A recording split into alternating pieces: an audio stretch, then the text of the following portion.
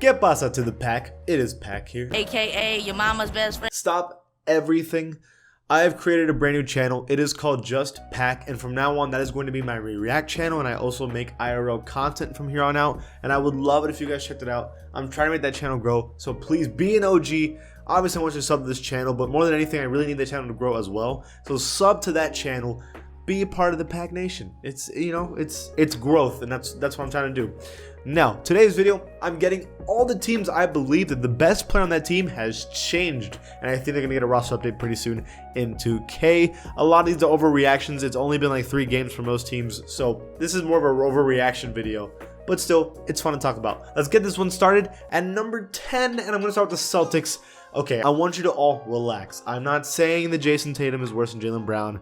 Everyone chill.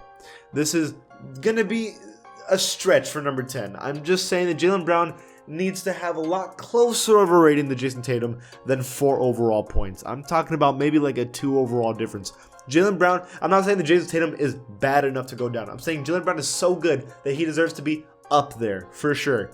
It might just be because Kemba Walker isn't playing that Jaylen Brown's doing so well. But statistically, they are neck and neck. They're both playing fantastic. Jaylen Brown has been amazing, and I really think he deserves to at least be a lot closer to Jason Tatum. That's all I'm saying. At number 9, another overreaction is the Pistons, but I believe that this one is definitely possible. I do think that Blake Griffin is the best player on this team, but he clearly isn't what he was, right? The Pistons are 0-2. This team is one of the worst in the NBA, probably, and Blake Griffin is doing okay so far. The other player that's doing really good, though, and is doing almost just as good as Blake Griffin, but just as efficient, is Jeremy Grant.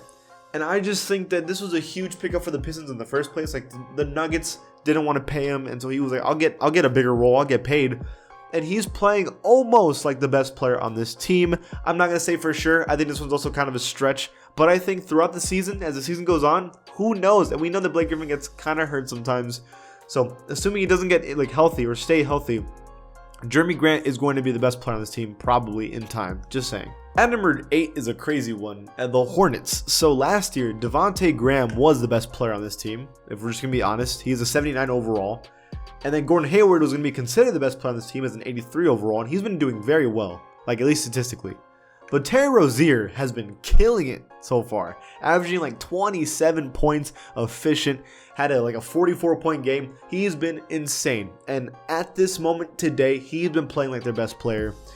But you know, you kind of have to when you have the pressure of Devontae Graham and LaMelo Ball trying to take your spot. That's why he was like, no, let me play like the best player on this team. And he's been doing amazing statistically. He also posted Kevin Durant, which is, I mean, that's pretty crazy. He's not the biggest dude. And they are 1-2, all because of Terry Rozier's amazing play. At number 7, it is the Rockets, and Pascal Siakam should be the best player on this team considered over Kyle Lowry. There's no doubt Kyle Lowry is amazing, and he's been amazing, and what he does shows up not only just in stats, but like if you watch the game, you understand what he does. But Pascal Siakam was the best player last year, and the only reason they've downgraded him was because of his terrible bubble and playoff play. But we're back to normal, and Siakam is doing just as good as he was last year, and I think that Siakam still should be considered the best player on this team, and it really isn't that big of a debate. At number 6, it is the Wizards, and I'm surprised I got corrected after watching a couple games. Bradley Beal and Russell Westbrook were tied. Bradley Beal was the best player last year, but now that Russell Westbrook is out into the team, there was a big like, oh, maybe Westbrook will be better. Even though Westbrook is getting a triple-double almost every game, and he's doing well, he's still not scoring like efficiently, and Bradley Beal's getting 33 a game. With another superstar on your team, or at least an all-star on your team, he's still getting 30-something a game. So I think Bradley Beal is still the best player on this team. Maybe not by a lot, but he definitely is the best player, at least at this moment, for the Wizards. At number 4, it is the Magic. I feel like this one could be my thumbnail because this one's so fascinating. First of all, the Magic are 3-0 so far, undefeated. They do this a couple times. They always have a good start to the year. That's usually because they don't really change their team too much, and they have like a very specific type of way they play that it's kind of, they're always in rhythm, right? And Nikola Vucevic has been the best player by far on this team for a couple years now. But it's close this year. Terrence Ross is scoring at a high clip. He's the leading scorer on the team right now, efficiently, and he's probably been the biggest reason why they've been winning so many games. He's been a killer. But what I say is the best player over Nikola Vucevic, I don't know. Nikola Vucevic hasn't been playing as good as basically everybody else here.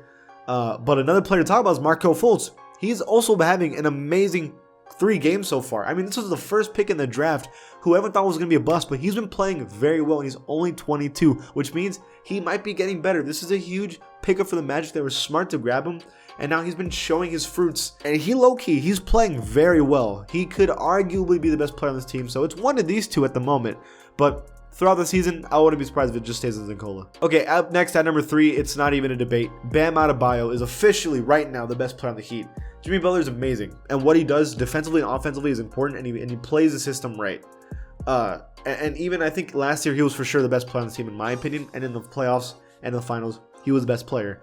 But so far, Bam is just like taking over. He's the leading scorer, he's the leading rebounder, he's the most efficient, and he does everything outside statistics and in statistics. I mean, he is just straight up the best player on this team.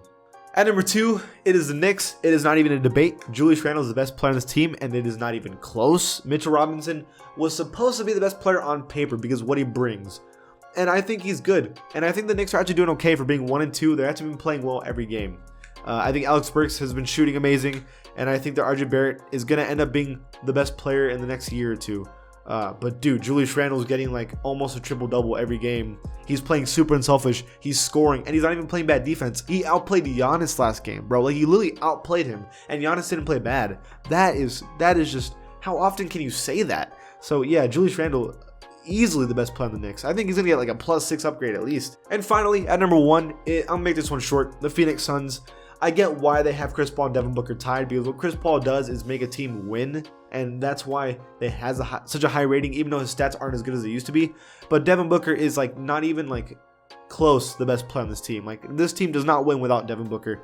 They are 2-1, and they almost won last game. I think they lost, but yeah, Devin Booker is straight up the best player, and like Chris Paul is definitely probably second or third, but it's Devin Booker number 1, and it's not even close.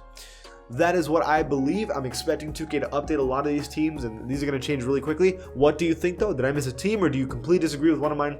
Leave it in the comments below. And if you like this channel, give it a sub, and I'll see you guys next time. If you want all the latest news of NBA 2K and also NBA in general, you should follow me on my Twitter account at PackHoopsYT. Not only that, I do giveaways all the time when it comes to VC, games, and also even consoles. So check it out, follow me, and see you there.